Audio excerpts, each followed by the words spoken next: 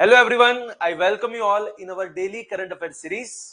So let's start today's lecture. देखते हैं कौन से वैसे टॉपिक्स हैं जो UPSC as well as GPSC class 1-2 examination के लिए यहाँ पे ज्यादातर इंपॉर्टेंट है, जो आज के लेक्चर में आपको इन डेप्थ वहां पे डिटेल्स में देखना है. So let's start today's current affairs lectures, and the topics which we are going to cover is about sodium ion battery. Sodium ion battery की यहाँ पे कुछ करनी है बातें. Lake Tulare which is in California's San Joaquin valley. तीसरा यहाँ पे है K Veeraswamy versus Union of India case. And the last news that is about new OCI portal which is just released by the central government. चलिए one by one अलग अलग topics की यहाँ पे करते हैं शुरुआत. And let's start from the first topic that is all about sodium ion battery. Recently देखा जाए तो थोड़े से न्यूज में है ये वाली battery, that is sodium ion battery. तो देखते हैं क्या होती है ये सोडियम आयन बैटरी. चलिए वन बाय वन करते हैं शुरुआत. देखिए अगर हम सबसे पहले बात करेंगे कि भैया ये बैटरी एग्जैक्टली है क्या, सोडियम आयन बैटरी, तो एक चीज आपको पता होनी चाहिए कि एज ऑफ नाउ रिसेंटली हम जिस बैटरी का यूज करते हैं वो कौन सी वाली ज्यादातर होती है, that is all about lithium ion battery. यहां पे जिसकी बात हो रही है that is about sodium ion battery. देखिए सोडियम आयन बैटरी भी लिथियम आयन बैटरी के जैसी ही एक रिचार्जेबल बैटरी है, जिसको आप अलग अलग इक्विपमेंट्स के अंदर वहां पे यूज कर सकते हैं. तो अगर हम लिथियम आयन बैटरी का यूज कर ही रहे हैं तो फिर हमें सोडियम आयन की वहां पे एडिशनली जरूरत क्या है. सो आइए चलिए देखते हैं एक बार कि ये sodium ion battery as compared to lithium ion यहाँ पे कौन से आपको एडवांटेजेस हो सकते हैं, or as compared to the advantages, what are the disadvantages of this kind of batteries. So let's start. See, the first thing, sodium ion battery is a type of rechargeable battery that use sodium ions instead of lithium ions. और principal की अगर हम बात करेंगे तो जिस principal पे lithium ion काम करता है वही प्रिंसिपल पे सोडियम आयन भी काम करेगा. जब ये डिस्चार्ज वाली सिचुएशन है तब नॉर्मली यहां पे because of the electrolyte sodium ions कहां से कहां मूव होते हैं, तो from anode to the cathode side. और जब वो एनोड से कैथोड साइड पे मूव हो गए तो वहीं पे इलेक्ट्रिक करंट का वहां पे होगा जनरेशन. और जब ये चार्जिंग मोड पे आएगा तो वही प्रोसेस हो जाएगी रिपीट. ये जो चार्जिंग की वजह से बाहर से जो एक्सटर्नल फोर्स लगने वाला है, जो एक्सटर्नल पावर लगेगा, वो वापस सोडियम आयन को कैथोड से एनोड पे वापस वहां पे लेके जाएगा. तो फिर से एक बार, जब ये डिस्चार्ज वाली सिचुएशन है, at that time the sodium ions will move from anode to the cathode side through electrolyte, and in this process the electric current will be generated. जब ये चार्जिंग वाली सिचुएशन पे जाएगा तो because of this external power force sodium ion को वो cathode से वापस एनोड पे भेज देगा. डिस्चार्ज वाली सिचुएशन में वो वापस आएगा और यही प्रोसेस जो है वो चलती रहेगी. That is called as renewable. वहां पे बैटरीज का हम यूज कर रहे हैं, right. So what is the meaning of renewable batteries या फिर रिचार्जेबल बैटरीज. तो रिचार्जेबल बैटरीज का मतलब ये है कि आप इसको बार बार चार्ज कर सकते हैं and then after you can use that. अगर हम लिथियम आयन के कंपैरिजन में बात करें तो यहां पे एडवांटेजेस कौन से हो सकते हैं. So advantages of sodium ion batteries. देखिए पहले तो अगर हम बात करें तो जो लिथियम आयन बैटरी है उसको चलाने के लिए आपको किसकी जरूरत पड़ेगी, तो बोले से लिथियम की जरूरत पड़ती है. और लिथियम का जो हमारे पास रिसोर्स का जो स्टोरेज है या फिर जो टोटल रिसोर्सेस है वो बहुत ही लिमिटेड है. जबकि सोडियम की अगर हम बात करें ना तो पूरे वर्ल्ड के जितने भी रिसोर्सेस है, जितने भी एलिमेंट्स वहां पे है, उसमें 6th नंबर का मोस्ट एब्यूंडेंट वहां पे जो एलिमेंट है that is all about sodium. So ये सोडियम का एलिमेंट इतनी ज्यादा मात्रा में अवेलेबल है कि आपको इजीली वो एक्सेसिबल हो जाता है. And that's why the first point that is about that is abundant and low cost raw material. Sodium को पाने के लिए आपको उतनी ज्यादा कॉस्टिंग वहां पे नहीं लगती है क्योंकि वो ज्यादा मात्रा में अवेलेबल है. एंड दैट्स व्हाई जहां पे सप्लाई ज्यादा होता है वो चीज आपको कंपैरेटिवली सस्ते दाम में मिलती है. So it is a cheaper thing और ज्यादा आप बोल सकते हैं कि it is more sustainable as compared to lithium, because lithium जो है वो स्कैर्स सिचुएशन में है। और स्कैर्स का मतलब क्या है कि उसका जो स्टोरेज है, उसका जो रिसोर्स है, उसका जो सोर्सेस है वो बहुत ही ज्यादा लिमिटेड है। और लिमिटेड तो है, साथ में कुछ स्पेसिफिक जियोग्राफिकल लोकेशन के साथ वो कनेक्टेड है। तो आपको हर जगह पे लिथियम नहीं पाया जाता है, लेकिन हर जगह से आपको सोडियम मिल सकता है। दूसरा, एनवायरमेंटल फ्रेंडली यहां पे हो जाएगा, बिकॉज सोडियम जो है it is a non toxic element as well as recyclable. तो नॉन टॉक्सिक है और रिसाइकलेबल है, साथ में इसको उतनी वो सेम माइनिंग्स की यहाँ पे कोई जरूरत नहीं जो लिथियम में जरूरत होती है। और प्लस लिथियम को डिस्पोज करने की भी एक चैलेंज हमारे सामने है, जबकि सोडियम के केस के अंदर देखा जाए तो उसका डिस्पोजल जो है वो इतना वहां पे कोई भी हैवी कंसर्न वाली बात नहीं है। तो पहली चीज, एक तो बहुत ही ज्यादा क्वांटिटी में ये सोर्स अवेलेबल है, that's why it is cheaper. And the second thing, वो एनवायरमेंटली भी देखा जाए तो it is a friendly thing. Plus अगर हम परफॉर्मेंस के हिसाब से बात करें specifically in the cold weather, तो जितने भी कोल्ड वेदर वाले जो रीजन्स है, जो एरिया है, वहां पे सोडियम जो है वो ज्यादा बेटर परफॉर्म करता है, क्योंकि वो लो टेम्परेचर में भी काम करने के लिए वहां पे कंपेटिबल होता है। केमिस्ट्री के हिसाब से देखा जाए तो यहाँ पे ओवर हीटिंग का रिस्क थोड़ा सा कम है, और अगर ओवर हीटिंग का रिस्क थोड़ा कम हो जाएगा तो बट ऑब्वियसली जो बैटरी फायर्स के जो इश्यूज है, वो बैटरी फायर्स के इश्यूज भी थोड़े से यहाँ पे कम हो जाते हैं। Plus we can say that it is a sustainable alternative for large scale energy storage. If you want to store the energy for a large scale, तो वहां पे लिथियम आयन का यूज करना वो थोड़ा सा आपको ज्यादा कॉस्टली भी हो जाएगा, और प्लस देखा जाए तो इतना ज्यादा सस्टेनेबल नहीं रहेगा जितना सोडियम आयन वहां पे चलता है। So this are the advantages, लेकिन एडवांटेजेस के साथ there are some limitations as well. And what is the limitation of sodium ion battery? The first and the most important thing, it has lower energy density as compared to lithium ion. देखिए, energy density basically exact होती क्या है कि 1 kilo of that content, 1 kilo sodium ion का 1 kilo की अगर वहां पे क्वांटिटी है, तो वो कितने वॉट आर आपको सामने देती है। इसका मतलब वो कितना लंबा वहां पे खींच सकती है, उसकी बैटरी लाइफ जो है वो कितनी ज्यादा होती है। जब हम बात करते हैं लोअर एनर्जी डेंसिटी का, इसका मतलब बेसिकली क्या है कि सोडियम आयन की जो बैटरीज है वो आपको as compared to lithium ion थोड़ी सी कम चलेगी। देखिए यहां पे वही लिखा हुआ है that energy density of sodium ion is about 100 to 160 WH, that is what hours per KG, which is lower than lithium ion जहां पे वो 250 से 300 के आसपास आता है। इसलिए जो हाई परफॉर्मेंस डिवाइसेस है या फिर जो लॉन्ग रेंज इलेक्ट्रिक व्हीकल्स वगैरह जो है, तो वहां पे अब इसका यूज नहीं कर सकते, क्योंकि वो इतना लॉन्ग टर्म तक वहां पे नहीं चलेगी। प्लस देखा जाए तो जो सोडियम के आयंस है as compared to lithium ions, sodium ions की जो साइज है वो लार्जर है, इसलिए अगर आप उसकी बैटरी वहां पे बनाने की कोशिश करोगे तो वो भी ज्यादा आपको थिकनेस पे मिलेगी, राइट। तो बैटरी ज्यादा हैवी हो जाएगी, वो ज्यादा थिक हो सकती है, राइट। तो बैटरी जो है, अगर आप ऐसा मानते हो कि अगर हम एकदम बहुत ही छोटी सी बैटरी बना दे जो एकदम कॉम्पैक्ट है, तो सोडियम आयन में इट इज नॉट पॉसिबल। और जैसा हमने आगे बात की, इसकी जो लाइफ साइकिल जो है वो भी बहुत ही कम है, क्योंकि बेसिकली सोडियम जो है वो ज्यादातर ज्यादा जल्दी से डिग्रेड हो जाता है।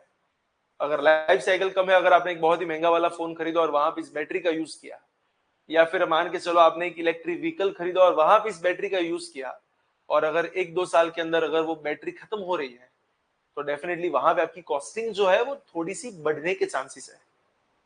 और देखा जाए तो अभी तक वहां पे रिसर्च एंड डेवलपमेंट चल रहा है, it is in the nascent stage, and that's why we can say that it is a limited commercialization. अभी तक उसका इतना ज्यादा कॉमर्शियलाइजेशन हुआ नहीं है। और इंडिया का अगर हम डेवलपमेंट देखें सोडियम आयन के अंदर, तो इंडिया की हमारी जो गवर्नमेंट ऑफ इंडिया है उसके अलग अलग सेक्टर्स या फिर अलग अलग डिपार्टमेंट्स आज सोडियम आयन के ऊपर फोकस कर रहे हैं, because we don't have that kind of resources of lithium ion. तो लिथियम आयन का हमारे पास जो सोर्स है वो थोड़ा सा वहां पे कम है एज कंपेयर टू सोडियम, तो हमारा ज्यादातर फोकस यहां पे जाता है। तो लिथियम की रिजर्व ना होने की वजह से हम सोडियम पे ज्यादातर यहाँ पे जाते आ रहे हैं। पहला है हमारा national policy push. What does it mean? That under make in India as well as Atmanirbhar Bharat we are focusing on sodium ion batteries to reduce the dependency on lithium imports because majorly मैंने जैसे आपको अभी बताया, India के पास lithium का इतना ज्यादा reserve नहीं है, so we have to import that from China, Bolivia, Chile etcetera. So हमारी इंपोर्ट कॉस्ट को कम करने के लिए हम ज्यादातर फोकस है सोडियम के ऊपर। दूसरा, डीआरडीओ और इसरो जैसी जो इंस्टीट्यूशन है वो अभी भी अलग अलग अल्टरनेटिव बैटरी की केमिस्ट्रीज का वहां पे यूज कर रही है, उसको कुछ वहां पे एक्सपेरिमेंटल स्टेज पे डाल रही है ताकि कुछ नई बैटरीज का इनोवेशन हो सके, जिससे हम लिथियम के ऊपर इतना ज्यादा वहां पे फोकस ना करें, और वहां पे उनका एक फोकस सोडियम आयन के ऊपर भी है। साथ में देखा जाए तो जो प्राइवेट सेक्टर्स की अगर हम बात करें तो बहुत से स्टार्टअप्स है, बहुत सी कंपनीज है जो आज सोडियम आयन के ऊपर वर्क कर रही है। For example, Reliance industries acquired stakes in the international battery companies working on sodium ion technology। तो दूसरी साइड पे हमारी जो आईआईटीज है प्लस जो सीएसआईआर लैब्स है, यहाँ पे हर जगह पे कि एक्सटेंसिव रिसर्च हम वहां पे चला रहे हैं to develop this kind of batteries, कि किस तरीके से उसकी लाइफ साइकिल को एनहांस किया जाए और how to get more and more power from this kind of batteries so that we can replace lithium ion with this sodium ions, right. So देखा जाए तो एज ऑफ नाउ देखा जाए तो सोडियम आयन बैटरी की इसलिए importance थोड़ी सी ज्यादा है क्योंकि एक नया रिजर्व हमें मिला है, एक नया रिसोर्स हमें मिला है, जहां से हम लिथियम के ऊपर जो हमारी डिपेंडेंसी है उसे थोड़ा सा रिड्यूस कर सकते हैं। चलिए, अगर हम नेक्स्ट टॉपिक की यहां पे बात करें, उसके बाद वाला हमारा जो नेक्स्ट टॉपिक है that is about a lake, and which lake? The answer is Tulare lake. The Tulare lake's re-emergence in California's San Joaquin Valley। Spell है दैट इज जोक्विन, लेकिन उसको मतलब इन रूटीन लाइफ वहां पे Joaquin भी बोला जाता है। सैन जोआक्विन वैली जो कहां पे है तो बोले California, that is in USA, United States of America. वहां पे जो लेक है जिसका नाम है तुलेर लेक, ये जो तुलेर लेक है वो वापस वहां पे री इमर्ज हुआ है और उसके रिगार्डिंग कुछ बात है। लेकिन फॉर द प्रीलिम्स कंटेक्स्ट आपको ध्यान में क्या रखना है, दैट लेक तुलेर और Tulare, it is in California's San Joaquin valley which is in United States of America. Actual में ये जो लेक था वो मिसिसिपी रिवर, जो यूएसए के अंदर है मिसिसिपी रिवर, तो उसके पानी से बेसिकली ये वाले लेक का हुआ था फॉर्मेशन।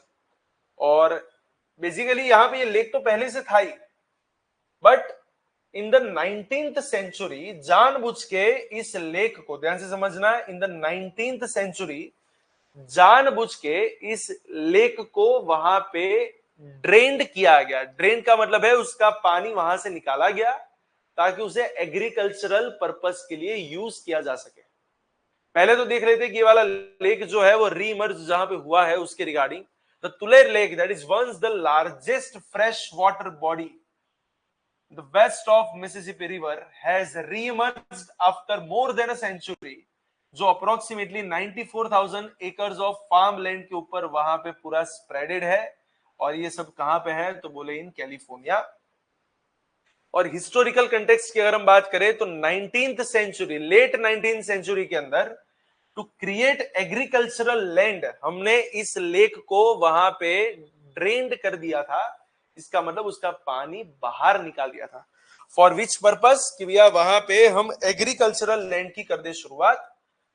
तो बेसिकली एग्रीकल्चर करने के लिए, बट ऑब्वियसली अगर लेक के नीचे वाली जो जमीन है वहां पे मॉइस्चर तो आपको अच्छा मिलेगा ही मिलेगा, लेकिन वहां पे न्यूट्रिएंट्स भी आपको अच्छे मिलेंगे। So for that moisture as well as nutrients हम वहां पे एग्रीकल्चर को डेवलप कर सकते हैं। And that's why to develop the agriculture इस लेक को वहां पे खाली कर दिया गया in late 19th century. But recently कुछ ऐसा हुआ है कि because of massive winter storms as well as snow melt, यहां पे कहां से स्नो मेल्ट वहां पे हुआ है that is from Sierra Nevada. Recently due to massive winter storms as well as snow melt from Sierra Nevada, इस lake के अंदर वहां पे वापस पानी आ चुका है, ये लेक वापस भर चुका है। अब प्रॉब्लम क्या है कि 19th सेंचुरी में आपने इस लेक को खाली किया था और वहां पे आपने एग्रीकल्चर करने की कर दी थी शुरुआत। अब अगर अचानक से वहां पे पानी आ जाएगा तो आपके जितने भी क्रॉप्स वगैरह है वो डेफिनेटली वहां पे डैमेज होने वाले, वहां पे वो खत्म ही हो जाने वाले हैं, राइट। सो यहाँ पे फ्लडिंग बहुत ज्यादा हो गया और एग्रीकल्चर जो है वो पूरा यहाँ पे फेल हो चुका है।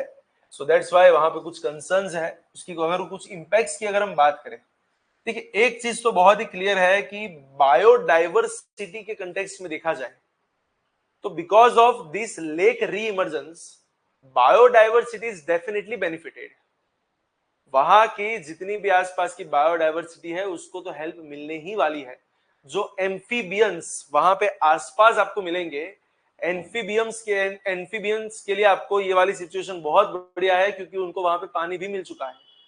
लेकिन अगर हम ह्यूमंस की बात करें तो यहाँ पे थोड़ी सी दिक्कत वाली चीज है, बिकॉज हमारा जो एग्रीकल्चर है वो यहाँ पे पूरा सबमर्ज हो चुका है पानी के अंदर। So definitely it will be N economical loss for the farmers. साथ में ग्राउंड वाटर मैनेजमेंट के ऊपर भी कुछ क्वेश्चंस उठा रहा है। अगर ग्राउंड वाटर मैनेजमेंट प्रॉपर होता तो पानी जो है वो वापस जमीन के नीचे चला जाता है after this snow melt as well as storms whatever you से।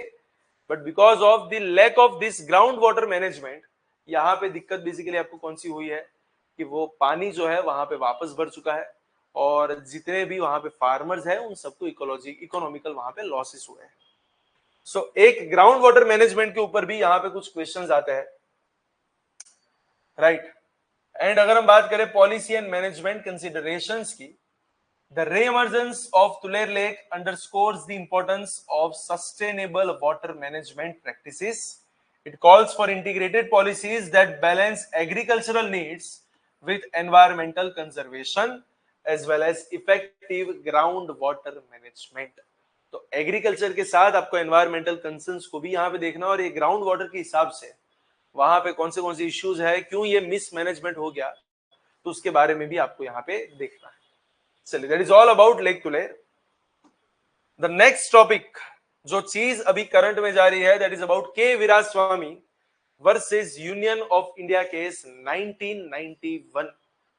रिसेंटली बार बार ये वाला केस जो है वो सामने आ रहा है कि 1991 के वीरास्वामी केस के रिगार्डिंग कुछ ना कुछ यहाँ पे बातें चलती है। बहुत से केसेस के अंदर सुप्रीम कोर्ट इस केस को वहां पे मेंशन कर रही है और अपने कोर्ट ऑफ रिकॉर्ड्स का वहां पे यूज कर रही है। तो कोर्ट ऑफ रिकॉर्ड्स क्या होता है कि कोर्ट्स के अंदर जितने भी वहां पे केसेस वगैरह होते हैं तो उन सबको रिकॉर्ड किए जाते हैं और फ्यूचर के अंदर अगर सेम सिचुएशन सेम सिनारियो वहां पे आता है तो उन्हें एज ए रेफरेंस उनको यूज किया जाता है। तो रिसेंटली सुप्रीम कोर्ट ने बार बार एज अ रेफरेंस, इस साल में देखा जाए तो दो बार बार एज अ रेफरेंस इस केस का यूज किया है, that is about K Veeraswamy versus Union of India and others case 1991। Then what is this case all about. लेकिन इस केस पे जाने से पहले एक चीज बता दूं कि हमारी टेलीग्राम चैनल के ऊपर इसकी पीडीएफ आपको वहां पे अवेलेबल मिल जाएगी। So if you want to get the PDF then you can join our Telegram group which is mentioned in the description box, right. So if अगर आपको इसकी पीडीएफ चाहिए तो आप टेलीग्राम ग्रुप पे जाए और वहां से आपको इसकी पीडीएफ मिल सकती है। As well as for all those candidates who are preparing the civil services examination in Gujarati medium, जिनकी प्रिपरेशन गुजराती मीडियम में है तो ये पीडीएफ आपको गुजराती में भी अवेलेबल मिल जाएगी। So for all those students who are doing preparation in English medium as well as Gujarati medium, आपको ये वाली पीडीएफ वहां पे हेल्पफुल रहेगी। So you can go in the description box where you will get our Telegram group. और साथ ही में आपको बता दूं कि PD Gurukul Ahmedabad as well as Gandhinagar दोनों जगह पे दोनों ब्रांचेस पे नई बैचेस लॉन्च होने के लिए जा रही है in the month of June. And I can see that this is the peak season, एक बहुत ही बढ़िया सी सीजन है एडमिशन के लिए। So you can get the admission, you can enroll and you will get up to 50% of scholarship. सो आज ही PD Gurukul को वहां पे कांटेक्ट कीजिए और आज ही स्कॉलरशिप की जो भी स्कीम्स यहाँ पे ओपन है उसका वहां पे बेनिफिट उठाइए। एग्जाम्स के रिलेटेड कोई भी क्वेश्चन अगर आपके दिमाग में है, कुछ कंफ्यूजन्स वहां पे है, then you can definitely call us, जहां पे हमारे जो स्टाफ है, हमारे जो कोऑर्डिनेट्स है, वो आपको एग्जाम पैटर्न्स के बारे में, हमारी प्रिपरेशन के बारे में, एवरीथिंग एंड एनीथिंग उन सब के बारे में आपको वहां पे बताएंगे। चलिए शुरुआत करते हैं वाला case, that is all about K Veeraswamy versus Union of India case 1991। देखिए बेसिकली इस पूरे केस के अंदर एक बहुत ही बड़ा क्वेश्चन उठा था, and that was a question regarding prosecution of judges under the Prevention of Corruption Act 1947. So यहां पे एक बहुत बड़ा कंसर्न, एक बहुत बड़ा क्वेश्चन उठा था रिगार्डिंग प्रोसिक्यूशन ऑफ जजेस under the prevention of corruption act 1947, और इस कंसर्न के ऊपर यहां पे एक लैंडमार्क डिसीजन दिया था सुप्रीम कोर्ट ने। सो बेसिकली यहां पे देखा जाए then what was the case, Madras High Court के एक जज जिसका नाम है के वीरास्वामी, उनके खिलाफ एक केस हुआ था कि ऐसा माना जाता था कि उन्होंने उनके पास कुछ ज्यादा असेट्स थी as compared to his known income source. मतलब कि हमें जहां तक पता है कि उनकी इनकम के सोर्स इतने इतने हैं, उसके कंपैरिजन में उनके पास कुछ ज्यादा असेट्स वहां पे पाई गई थी।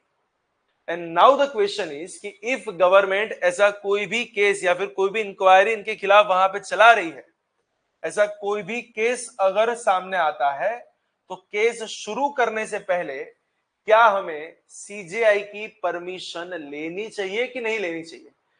कहने का मतलब है कि अगर किसी भी जज के खिलाफ अगर कोई करप्शन का केस होता है या फिर कोई ऐसी असेट्स के रिगार्डिंग कुछ संपत्ति का केस वहां पे होता है, तो केस शुरू करने से पहले क्या हमें चीफ जस्टिस ऑफ इंडिया की परमिशन चाहिए या नहीं चाहिए?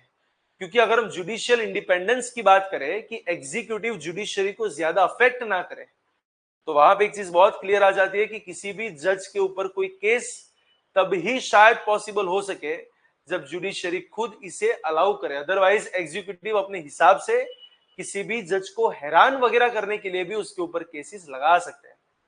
सो इस बात को क्लियर करने के लिए बहुत से वहां पे केसेस हुए, लेकिन जो फाइनल लैंडमार्क डिसीजन हुआ that was in K Veeraswamy case.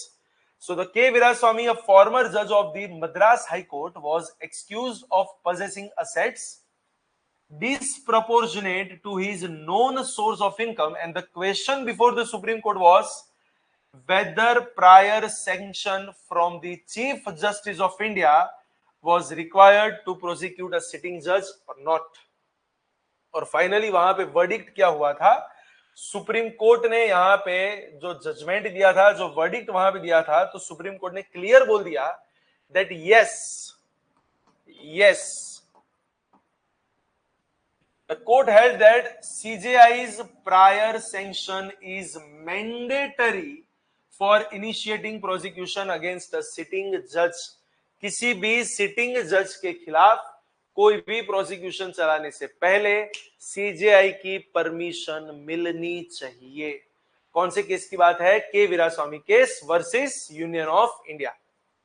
The decision was based on the principle of judicial independence and the need to protect the judiciary from the frivolous or politically motivated prosecutions। Judiciary को fake prosecution से बचाने के लिए और political pressure से independent रखने के लिए डेफिनेटली इसकी वहां पे जरूरत है। The judgement establish a precedent for the protection of judicial officers from any arbitrary prosecution by any executive. कोई भी एग्जीक्यूटिव यूं ही, आर्बिट्रेरी का मतलब है यूं ही कोई केस ना लगा दे किसी जज के ऊपर, उसके लिए ये वाली चीज वहां पे इंपॉर्टेंट थी और इसी प्रिंसिपल को यहां पे कायम रखा गया। So that is all about K Veeraswamy case. And now the last topic of our today's current affair lectures, that is about new OCI portal for enhancing this services to the overseas citizens of India, that is about new OCI portal। चलिए सबसे पहले देखते हैं क्या है इस portal के बारे में। न्यू OCI पोर्टल, चलिए सबसे पहले तो हमें ये पता होना चाहिए कि भैया ये OCI होता क्या है, what is the meaning of OCI। तो पहले तो यहां पे उसका मीनिंग क्लियर कर दूं, that is about overseas citizen of India, जिसे अपने बोलते हैं OCI, overseas citizen of India. A foreign national is eligible to register as OCI अगर a foreign national बाहर का कोई भी बंदा, a foreign national is eligible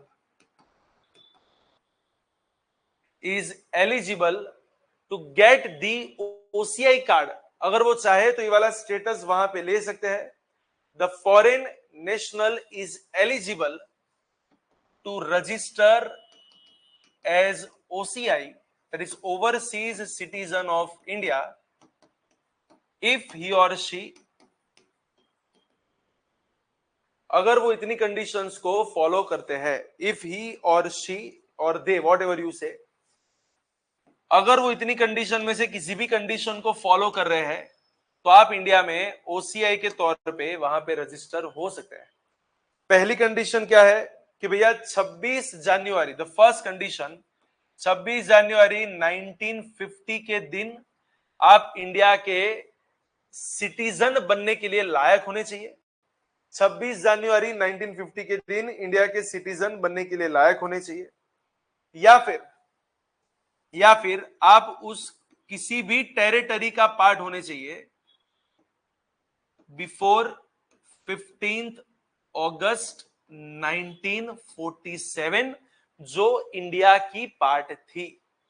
फिर से एक बार, यहां पे एक स्टेटमेंट लिखा गया है, that is you must be belong to a territory that become a part of India.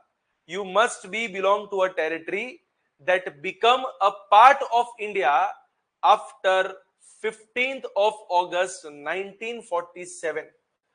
तो उससे पहले आप ऐसे किसी भी टेरिटरी के पार्ट होने चाहिए जो 15th अगस्त 1947 के बाद इंडिया का भाग हो गई. तो एक दूसरा ये हो सकता है. या फिर आप ऐसे लोगों के चाइल्ड होने चाहिए, या फिर ग्रेट चिल्ड्रन होने चाहिए, या फिर ग्रेट ग्रैंड चिल्ड्रन वहां पे होने चाहिए. मतलब कि अगर मान के चलो कि आपके दादा वगैरह अगर भारत के सिटीजन थे उस जमाने में तो भी चलेगा.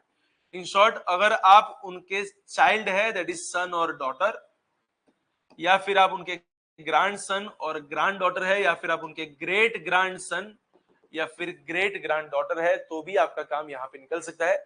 या फिर आप किसी ऐसे के माइनर चाइल्ड यहाँ पे होने चाहिए, माइनर चाइल्ड.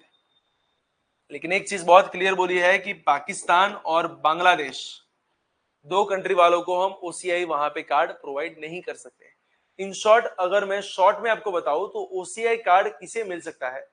एक ऐसा फॉरेन का एक सिटीजन, मतलब कि बाहर का कोई नागरिक जो एक सादी सिंपल भाषा में अगर हम बात करें, जो कभी ना कभी कहीं ना कहीं इंडियन रहा था.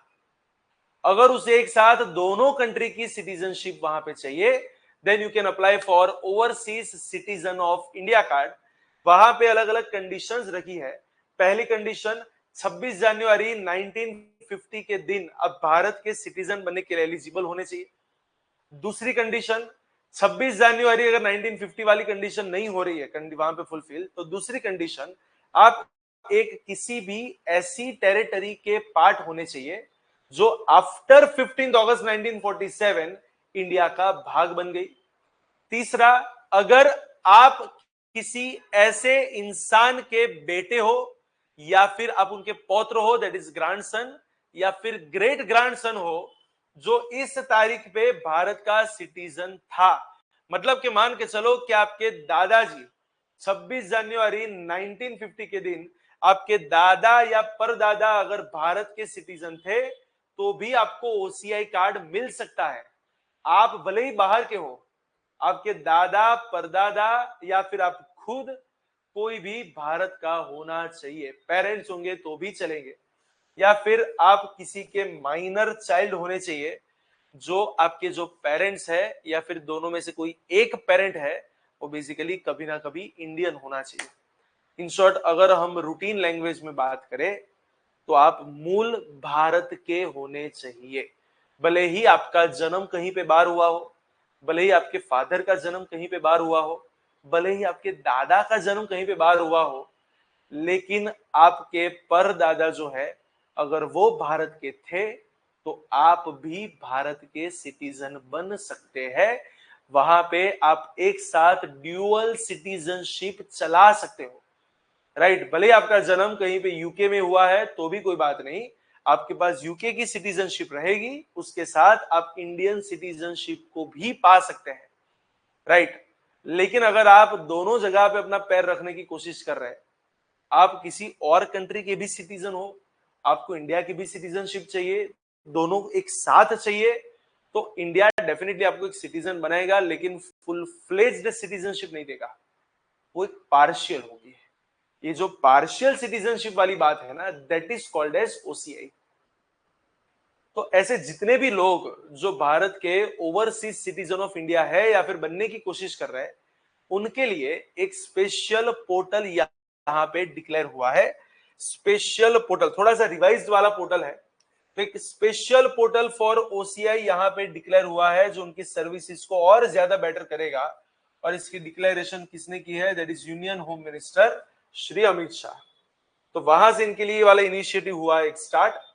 ओसीआई की एग्जैक्टली क्या है जो मैंने अभी तक आपको बताया, it was introduced in the year 2005 through an amendment to the Citizenship Act 1955.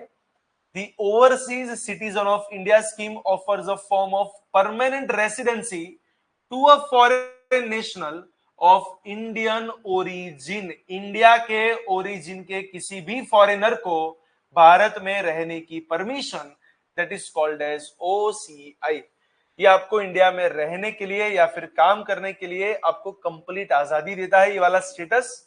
Plus आप पूरी जिंदगी में कभी भी आप चाहे तो इंडिया में एंटर हो सकते हैं और चाहे तो आप रियल एस्टेट वगैरह भी यहाँ पे खरीद सकते हैं। नो डाउट यहाँ पे कुछ रिस्ट्रिक्शंस रहेंगे जो अपने आगे चल के वहां पे देखेंगे। जैसे कि फॉर एग्जांपल आप अगर चाहे तो आप राइट टू वोट, तो वो आपको नहीं मिल सकता। इंस्टेड आप चाहे तो आप इंडिया के इलेक्शन के अंदर वोट नहीं दे सकते, और अगर आप वोट ही नहीं दे पा रहे हो तो बट ऑब्वियसली आप इलेक्शन में खड़े भी नहीं रह सकते। आप कहीं पे भी गवर्नमेंट के ऑफिसर नहीं बन सकते। So there are some limitation, लेकिन यस एक बात बहुत ही तय है, आप जब भी चाहे आपको एक लाइफ टाइम वीजा मिल जाएगा, एक लाइफ टाइम एंट्री मिल जाएगी। आप जब चाहे तब आप भारत में आ जा सकते हैं। प्लस अगर आप चाहे तो आप भारत में फ्रीली काम भी कर सकते हैं। सो that is all about OCI. और ये जो नया पोर्टल यहाँ पे डिक्लेयर हुआ है उसके स्पेशल फीचर्स बेसिकली है क्या? तो एक तो यूजर्स फ्रेंडली है, इसको यूज करना बहुत ही इजी है। इसे डिजाइन इस तरीके से किया जाता है कि वहां पे जो प्रोसीड्यूरल कॉम्प्लेक्सिटीज है वो बहुत ही कम रहेगी। एक्सेसिबिलिटी मतलब कि कोई भी इसे इजीली एक्सेस कर सकता है, उसकी एक्सेसिबिलिटी यहाँ पे बढ़ाई गई है, ये यूजर फ्रेंडली बनाया गया है। तीसरी चीज streamlined services. This upgraded platform is intended to offer a smoother registration process, making it easier for individuals to apply and manage for their OCI status. और जितने भी लोग OCI को यहाँ पे स्टेटस पाते हैं उनको बेनिफिट क्या मिलता है? तो आप जब भी चाहे तब इंडिया में आप एंट्री ले सकते हैं, मतलब कि लाइफ टाइम वीजा मिल जाएगा, आपको बार बार रजिस्ट्रेशन करवाने की कोई जरूरत नहीं, और आपको कुछ इकोनॉमिकल और एजुकेशनल पैरिटी भी यहाँ पे मिलेगी। नो डाउट यहाँ पे एक चीज भी एक आपको ध्यान में रखनी है कि कुछ लिमिटेशंस भी है, that you will not get any voting rights, there is no constitutional position which is available to you like election of a president और वाइस प्रेसिडेंट, और कोई भी एक इलेक्शन जहां पे आप यहाँ पे नहीं जा सकते। You can not become a जज ऑफ सुप्रीम कोर्ट और high court, and there will be no public employment for you. तो वो सब आपको वहां पे रहेगा। अगर आपको कभी कभार कुछ एग्रीकल्चरल लैंड अगर अक्वायर करनी है तो वहां पे भी आप नहीं कर सकते। कुछ पर्टिकुलर एक्टिविटीज को अगर आपको करना है तो आपको बार बार गवर्नमेंट की परमिशन लेनी पड़ती है, जैसे कि for any research work, for any missionary work, journalism, या फिर किसी प्रोटेक्टेड एरियाज में जाना, तो उन सब के लिए आपको गवर्नमेंट की वहां पे परमिशन चाहिए। लेकिन देखा जाए तो बिगेस्ट एडवांटेज क्या है कि किसी दूसरी कंट्री की सिटीजनशिप भी रहेगी, प्लस इंडिया में भी आपको इतने बेनिफिट्स दिए जाएंगे। सो that is all about OCI card. चलिए, तो इसी के साथ आज का लेक्चर जो है वो यहीं तक का रखते हैं, एंड आई होप सो कि आपको लेक्चर वहां पे अच्छा लग रहा होगा। If you like the lecture then please press the like button, and please subscribe our channel that is all about PD Gurukul. और ऐसे ही नए नए लेक्चर्स के साथ हम आपके सामने आते रहेंगे और आपकी यूपीएससी जीपीएससी क्लास 1-2 की जो प्रिपरेशन है उसको एक नई डायरेक्शन वहां पे प्रोवाइड करेंगे, राइट। चलिए, थैंक यू सो मच। आज का लेक्चर यहीं तक का रखते हैं।